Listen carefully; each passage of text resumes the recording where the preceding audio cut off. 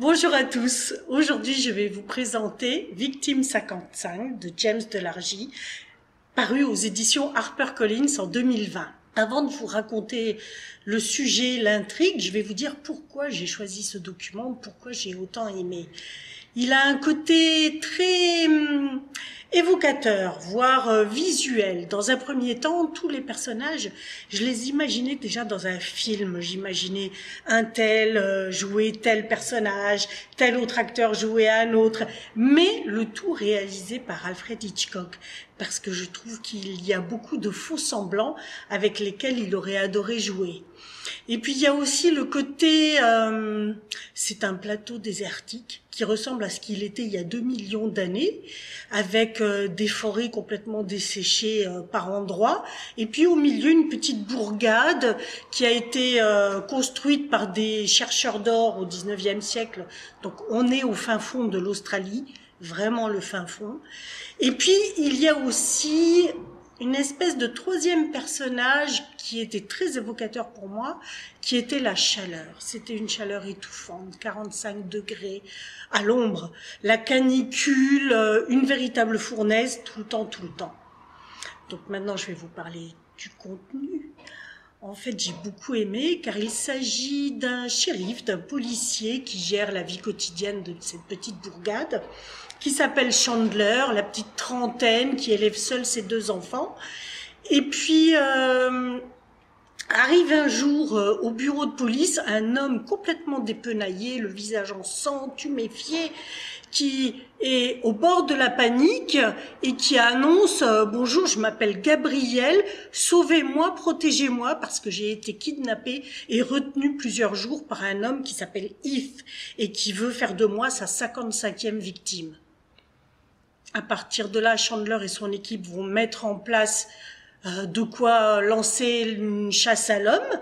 Et puis, juste au moment où ils vont se mettre en route, il y a un deuxième homme qui débarque, qui dit s'appeler Heath, et qu'il aurait été kidnappé et entravé par un certain Gabriel qui voulait faire de lui sa 55e victime.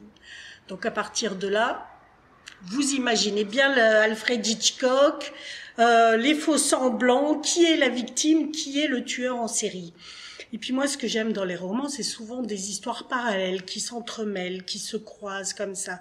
Et là, il y a, à partir de ce moment-là, parce que Chandler va être obligé d'appeler, on va dire, les pontes de la police de la grande ville à Perth, et il va se retrouver avec Mitch et son équipe qui viennent et vont mener une enquête parallèle. Sauf que Mitch était son ancien ami de jeunesse, et du coup, il va y avoir des flashbacks qui montrent leur évolution, c'est-à-dire qu'on va les retrouver 20 ans plus tôt, où ils vont enquêter une autre chasse à l'homme sous les mêmes températures caniculaires, mais là, ça n'était pas exactement la même chose, pas de meurtrier, mais ils devaient babysitter, entre guillemets, une famille complètement dévastée qui venait chercher son fils de 21 ans qui avait disparu dans la forêt complètement desséchée, au milieu des rochers, des broussailles, enfin c'était atroce, 45 degrés à l'ombre et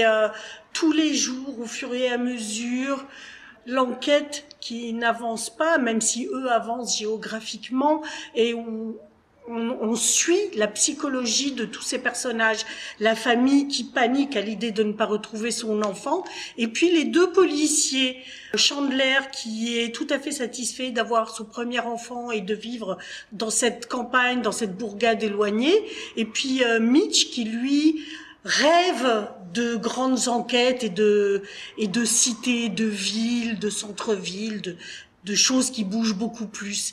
Et du coup, il va y avoir un entremêlement de ces 2 enquêtes. Et est-ce que vous voulez que je vous raconte la fin?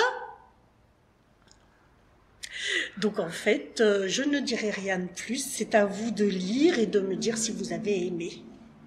Merci, à bientôt.